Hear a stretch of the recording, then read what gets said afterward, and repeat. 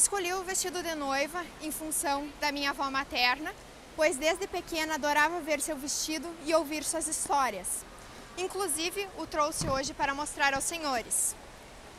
De acordo com minha avó, que se casou em 1971, seu vestido foi confeccionado por uma costureira da comunidade, de forma bem simples, como os senhores podem ver, feito todo de renda, até porque naquela época não possuíam muitas condições financeiras.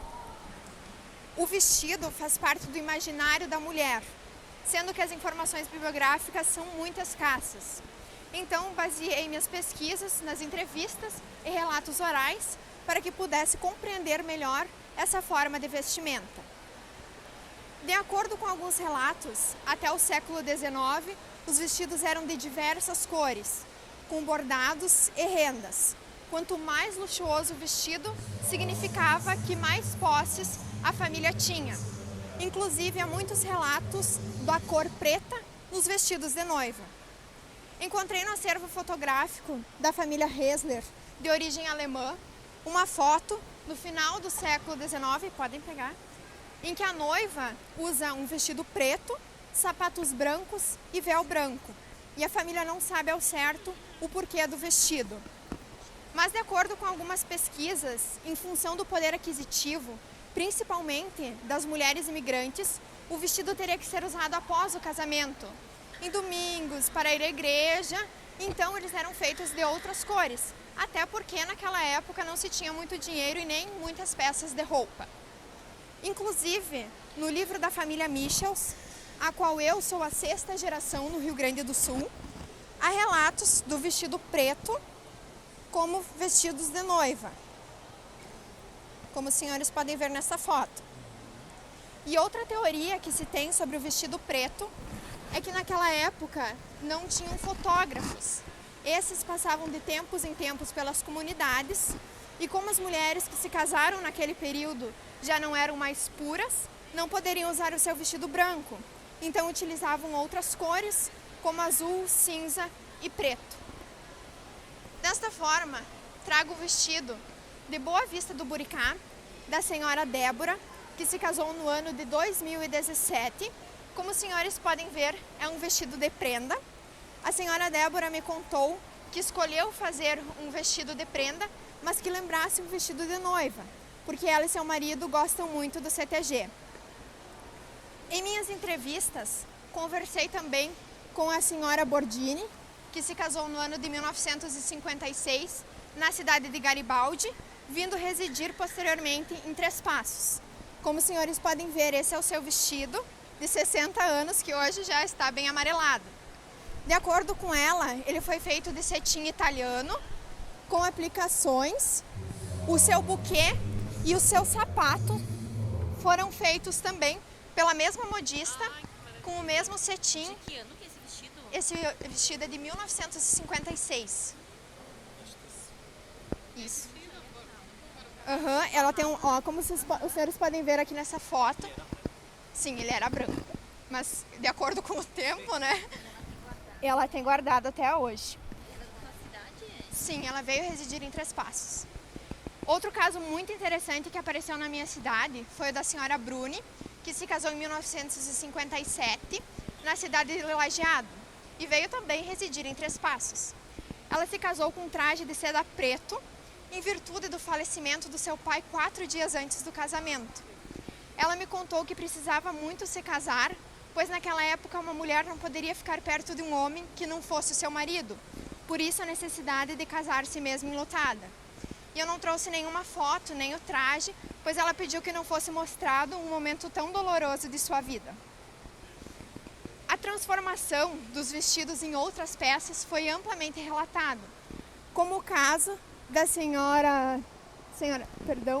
senhora Lori, que se casou no ano de 1978 na cidade de Horizontina e que seu vestido foi transformado em um vestido de primeira Eucaristia para sua filha Gisela, como os senhores podem ver, em 1995. Esse é o vestido que foi reformado pela sua bisavó e ele é feito de organza, se os senhores quiserem pegar. E ela me contou também que naquela época estavam passando por algumas dificuldades financeiras.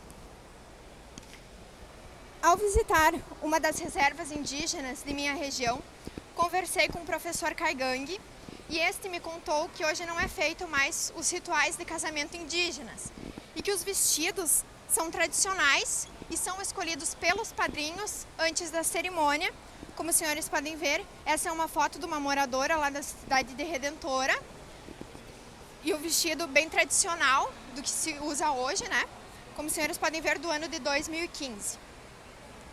Busquei também conversar com algumas costureiras da região e essas me contaram que os tecidos que se usavam era seda, cetim, o brocado e renda, e nós podemos ver que hoje ainda prevalece os mesmos tecidos.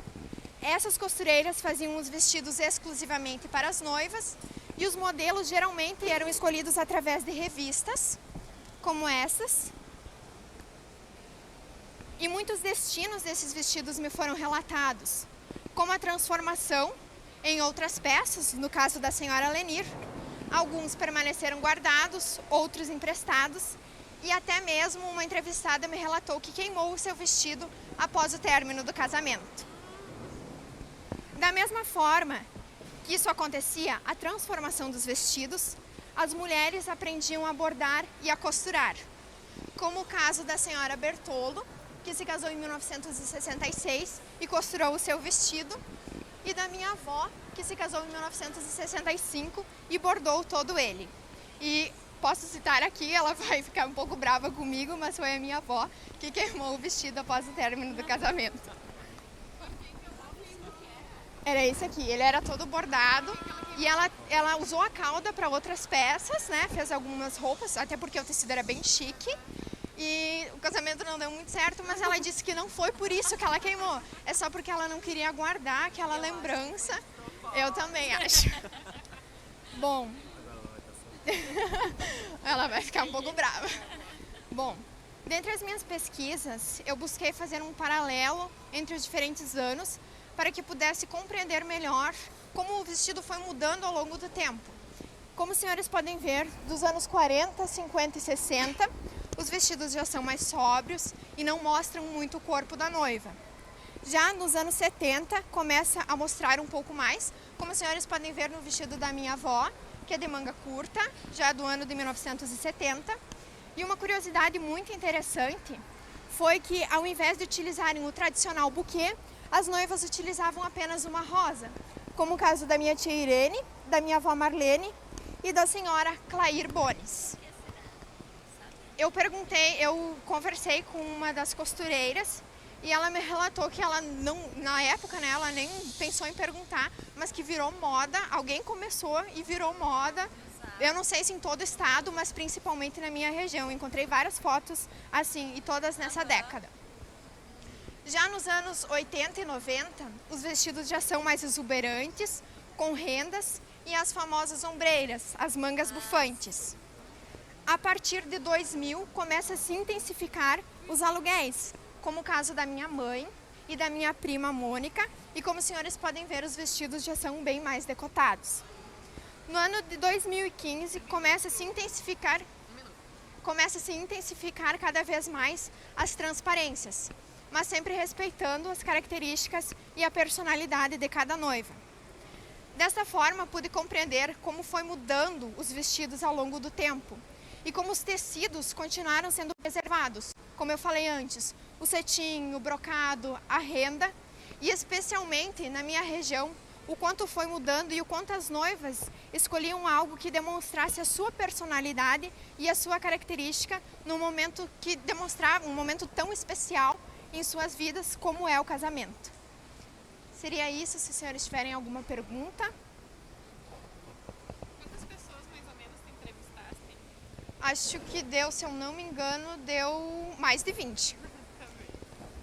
Se os senhores tiverem mais alguma pergunta, quiserem pegar no vestido, em alguma coisa, e eu tenho lembrancinhas daí para deixar para os senhores. Agora daqui a pouco eu passo pra pegar, tá bom? Muito obrigada. Parabéns. Eu que agradeço, senhores. Sucesso, tá? Obrigada.